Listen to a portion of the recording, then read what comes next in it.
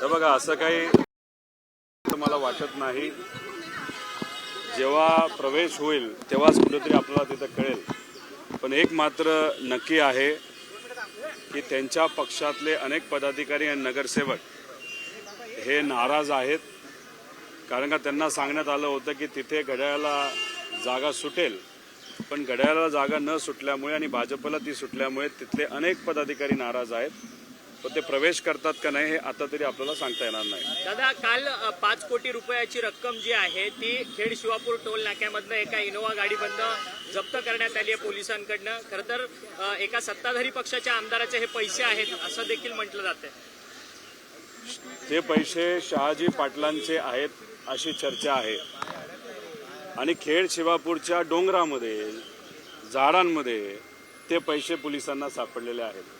एकच गाडी सापडली, अशा 5 गाड्या होत्या। अंदाज आहे 25 ते 30 कोटी रुपये होते। लोकसभेमध्ये पैसा पाण्यासारखा वाटला।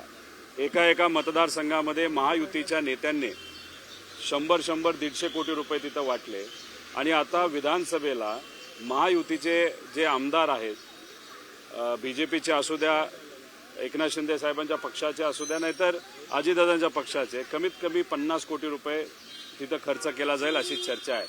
आता मलिदा एवढा मोठ्या प्रमाणात महायुतीच्या नेत्यांनी खाल्ला आहे, त्यातून काही हिस्सा इलेक्शनमध्ये ते वाटणार आहेत, पण लोकसभेला कितीही पैसा वाटला तरी स्वाभिमानी लोकांनी तो पैसा न स्वीकारत लोकशाही स्वीकारली। आणि तुम्ही या विधानसभेच्या इलेक्शनमध्ये बघाल की महाविकास आघाडीचे सगळ्यात जास्त आमदार निवडून येतील आणि हे पैसे वाटल्याने मलिदा खाणारे, डोंगर आणि झाडी बघणारे जे सर्व महायुतीतले नेते आहेत ते महाराष्ट्राच्या बाहेर तिथं फिरायला नक्कीच जातील असं आम्हाला वाटतं।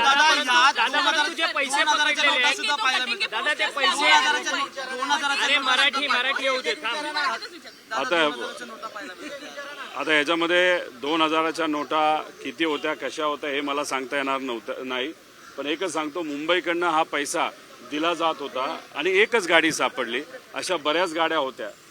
आता याच्यात किती रुपये अशा मोठ्या प्रमाणात हे ट्रान्सपोर्ट केले जातात हे बघावं लागणार आहे। खरं तर असंही आम्हाला कळतं की ॲम्ब्युलन्सचा वापर, ज्याच्यामध्ये ॲम्ब्युलन्समध्ये 6000 कोटीचा भ्रष्टाचार झाला, तीच ॲम्ब्युलन्स हे पैसा ट्रान्सपोर्ट करण्यासाठी करणार आहेत।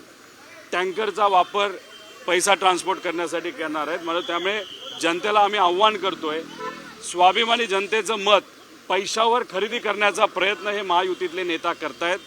ज्या काही योजना यांनी घाई गडबडीने आणलेल्या आहेत फक्त निवडून येण्यासाठी, लाडकी खुर्ची जपण्यासाठी, आणि एकदा लाडकी खुर्ची परत मिळाली तर हे भ्रष्टाचार करणार आहेत, हे कुठेतरी लोकांनी समजून घेतलं पाहिजे।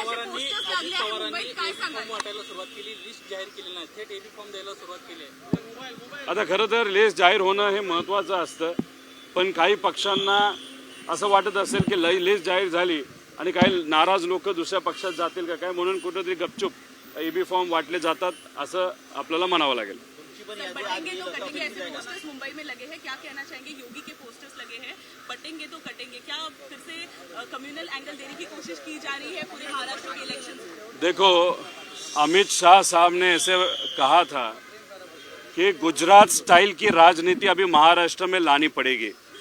आता गुजरात स्टाईलची राजनीति म्हणजे काय? 2 समाजामध्ये वाद निर्माण करायचा, वहाँ पे हिंदू मुस्लिम करने का, OBC मराठा करने का, उसमें वोट काट के अपना सत्ता लाने की, बस यही चीज़ शायद बीजेपी महाराष्ट्र में ट्राई करने की कोशिश करेंगे। लेकिन कितना ही उन्होंने ट्राई किया, ये संतों का महाराष्ट्र है, ये विचारवंतों का महाराष्ट्र है, यहाँ पे वैसा कुछ नहीं होगा। ये गुजरात स्टाइल है ना, यहाँ के स्वाभिमानी महाराष्ट्र के लोग अपने पैर के नीचे तुड़वाएंगे और यहाँ पे महाविकास आघाडी 100% चुन के आएगी। संदीप नाईक आपल्याकडे आज प्रवेश करतायत, एक मोठा प्रवेश नवी मुंबईत आपल्याकडे होताना पाहायला मिळतोय। वडील महायुतीसोबत आणि मुलगा महाविकास आघाडीसोबत असं चित्र आहे। आता तरी मुलगा येतात असं आम्हाला कळतंय आणि तुमची आणि लोकांची जी दुसरी इच्छा आहे ती पण कदाचित पुढच्या काही दिवसांमध्ये पूर्ण होऊ शकते। EB फॉर्म दुसरा तर जाणार नाही अशी शक्यता अचानक गणेश नाईकांचं EB फॉर्म दुसरा जो सध्या तरी महायुतीचे उमेदवार महाविकास आघाडीचे उमेदवार होतील असं काही शक्यता नाही।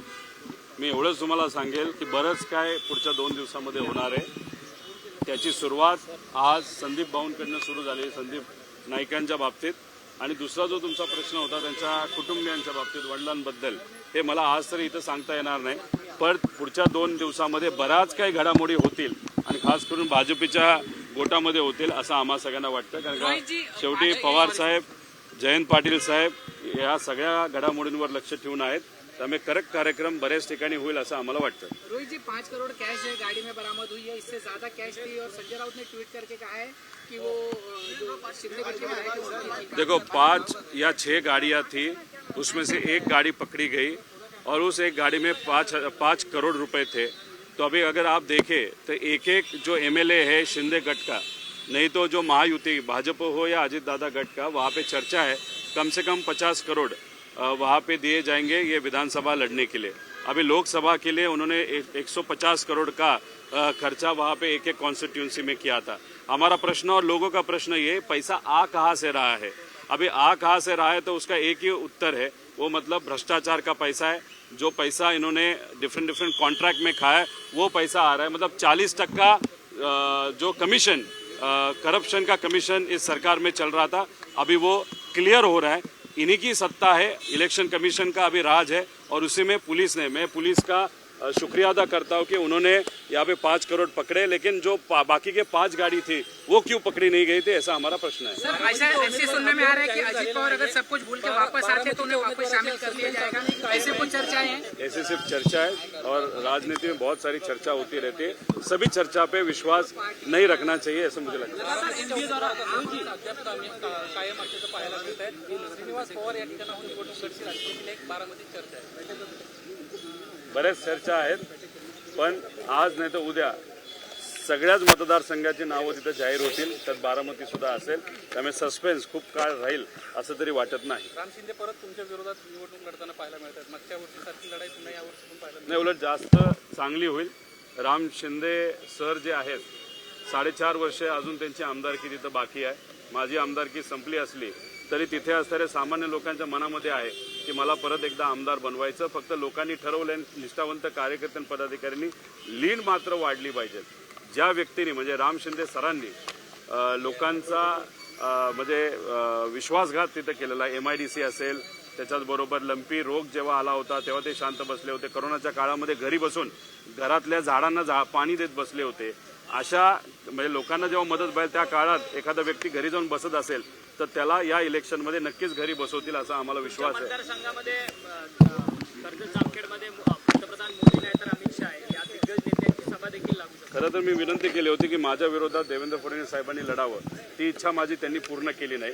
तर अजून एक इच्छा मी इथं व्यक्त करतो की मोदी साहेबांची सुद्धा सभा घ्यावी आणि शहा साहेबांची सुद्धा सभा घ्यावी.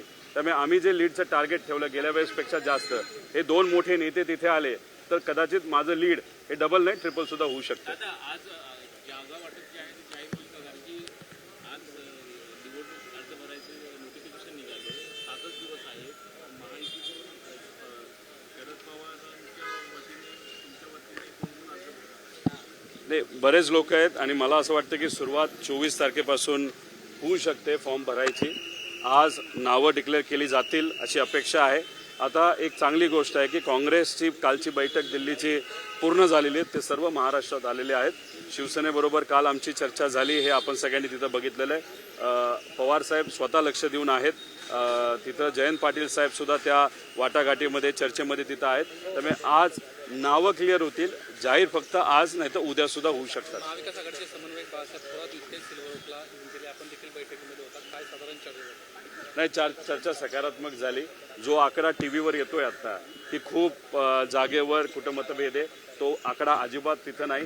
फार कमी जाग्यांवर आता मतभेद आहे आणि ते चर्चा सकारात्मक साहेबांच्या उपस्थितीमध्ये झाली.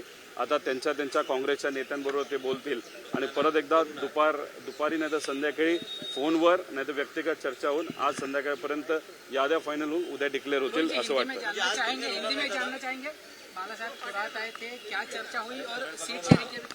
देखो, कांग्रेस की चर्चा बाला साहब थोरात साहब यहाँ पे आए थे, बहुत पॉजिटिव हुई है पवार साहब खुद इस विषय पे ध्यान दे रहे हैं। जयंत पाटिल साहब है, सुप्रिया ताई है। अभी कांग्रेस का जो आंकड़ा आ रहा है कि कांग्रेस इतनी जगह मांग रही है, इतने जगह पे वहाँ पे कुछ कंफ्यूजन है, वैसे कुछ भी नहीं है। वो आंकड़ा बहुत छोटा है। अभी वो चर्चा यहाँ पे हुई है और थोड़ा सा जाके उनके जो नेता है सब विभाग के, उनके साथ बात करके शायद आज दोपहर या शाम तक फोन पे या आमने सामने बात होके ये इशू सॉर्ट आउट हो जाएगा। लेकिन जयंत पाटिल साहब सुबह 4 बजे तक इस चर्चा में है और पवार साहब फाइनल टच देने के लिए वहाँ पे हर वक्त उपस्थित रहते हैं। एनसीपी कितनी सीटों की मांग कर रही है, कितनी सीटों की उम्मीद है? बहुत अच्छे सीट्स वहाँ पे आएंगे।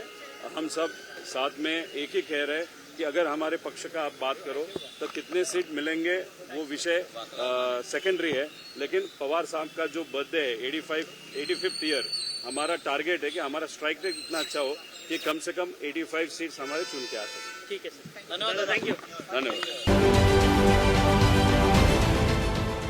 देश विदेशातील प्रत्येक घडामोडींचे लाईव्ह अपडेट मिळवण्यासाठी आता साम टीव्हीच्या सर्व सोशल मीडिया प्लॅटफॉर्मला लाईक, फॉलो आणि सबस्क्राईब करा. तसंच सर्व नोटिफिकेशनसाठी बेल आयकॉन प्रेस करायला विसरू नका.